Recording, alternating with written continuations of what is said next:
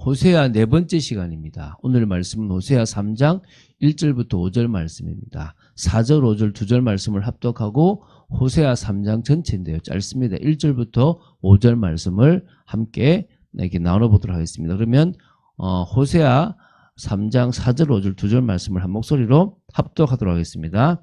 이스라엘 자손들이 많은 날 동안 왕도 없고 지도자도 없고 제사도 없고 주상도 없고 에봇도 없고 드라빔도 없이 지내다가 그 후에 이스라엘 자손이 돌아와서 그들의 하나님 여호와와 그들의 왕 다윗을 찾고 마지막 날에는 여호와를 경외함으로 여호와와 그의 은총으로 나아가리라. 아멘. 자, 호세아서의 전반부 1장부터 3장을 보고 있습니다. 그 중에 이제 마지막 되는 부분이죠. 근데 호세아서 1장부터 3장 전반부는 부정한 아내 음녀였던 이 호세아의 선지자 아내였던 고멜을 이렇게 받아들이는 이 호세아 선지자의 개인적인 삶을 바탕으로 그걸 기준으로 해서 부정을 행한 그런 이스라엘 백성들의 그 하나님의 심판과 또 그리고 하나님의 사랑을 선포하는 내용이 이 1장부터 3장입니다. 오늘 보게 될 이 호세아 3장은 이 전반부의 마지막 단락이라고 말씀드렸죠. 여호와께서 호세아를 향하여 음탕한 여인인 고멜을 사랑하고 용서하라는 명령이 주어지면서요. 이제 그것에 이어서 그것이 상징하는 바가 이스라엘이 멸망하게 되겠지만 그 이후에 회개하면서 다시 하나님이 은총으로 그들을 회복해 주실 것이다라는 그런 예언입니다. 한마디로 하나님의 사랑이라는 부분들을 그 호세아의 아내였던 고멜과의 관계 속에서 풀어가시는 하나님의 아주 특별한 방법이라고 보시면 되겠죠. 자, 좀 짧은 구절이기 때문에 한 절씩 좀 보면서 봐도 될 것 같아요. 자, 첫 번째가 하나님의 사랑이 고백되었습니다. 자, 1절 읽어볼게요. 여호와께서 내게 이르시되 이스라엘 자손이 다른 신을 섬기고 건포도 과자를 즐길지라도 여호와가 그들을 사랑하니 너는 또 가서 타인의 사랑을 받아 음녀가 된 그 여자를 사랑하라 하시기로. 자, 이스라엘 자손이 다른 신들을 섬긴 것은 하나님이 가장 싫어하는 그런 행위입니다. 그러니까 심지어 거기다가 건포도 과자를 즐겼다고 합니다.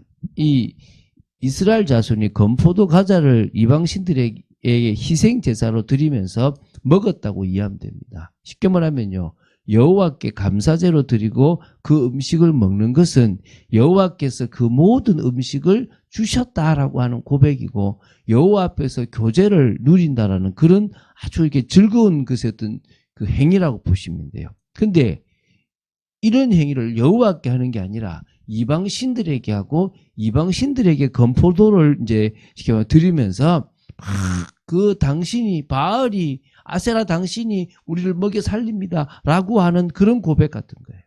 얼마나 하나님이 화가 나시겠습니까? 근데 그런 상황 속에서 뭐라 얘기합니까? 그 이방신들을 우상으로 섬기고 그들에 대한 믿음과 경외심을 가진 이스라엘 백성들인데도 여호와께서는 여전히 그들을 사랑하신다.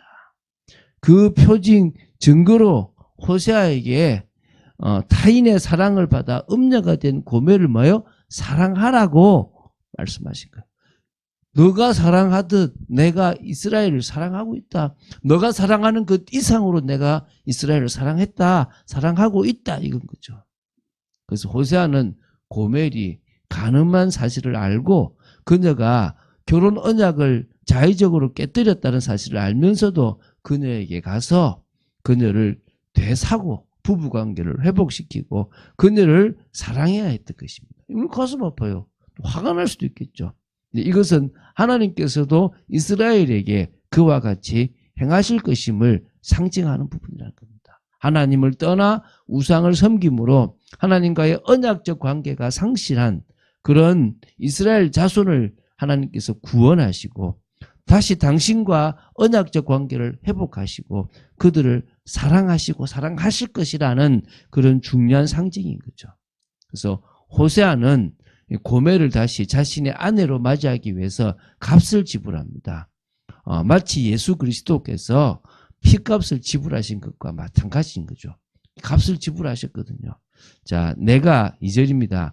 은 5개와 보리 한 오멜 반으로 나를 위하여 그를 사고 이랍니다. 남편이라면 아내가 나가서 데리고 오는데 정당한 권리가 있기 때문에 굳이 아내를 위해서 값을 지불할 필요가 없다고 보시면 됩니다. 그런데도 뭐요? 값을 지불했다는 거죠. 그럼 당시 자신의 아내였던 고멜이 흘러 어디로 가져갔습니까? 노예로 전락했다는 거예요. 그래서 호세아가 노예상으로부터 고멜을 사기 위해서 대가를 지불한 그런 모습하고 똑같다고 보시면 됩니다. 이때 이제 구약을 좀 참고할 필요가 있는데요. 출애굽기 21장 32절에 보면요. 노예의 몸값이 은 30세겔로 정해졌다고 해요. 그런데 이 아모스 8장 5절에 보면요. 한 에바와 한 세겔을 같은 어떤 이제 값으로 이렇게 본다면요. 한 오멜은 10에바가 될 거고요. 10세겔에 해당하는 분량이라고 보시면 되고요. 은 15개와 보리 한 오멜 반 역시 합치면 다 30세겔 정도에 해당한다는 액수로 계산할 수 있다는 겁니다. 그런 점에서 이 고멜이 한 남자의 아내의 위치가 아닌 여종의 위치로 전락했고 호세아가 고멜을 사기 위해서 은 30세겔에 해당하는 액수를 지불했다라고 이해할 수 있습니다. 다른 해석들이 많지만 그냥 이 해석이 그냥 가장 무난하다고 봐요. 그런 의미에서요. 이 호세아의 이 행위는 구속사적 측면에서 죄로 인해서 사단과 사망의 노예로 전락해버린 인류를 위해서, 우리를 위해서요. 그들을 구속하기 위해서 은 30에 팔려서 십자가에 죽으신 예수 그리스도의 구속적 행위를 예표한다고 할 수 있다는 거예요.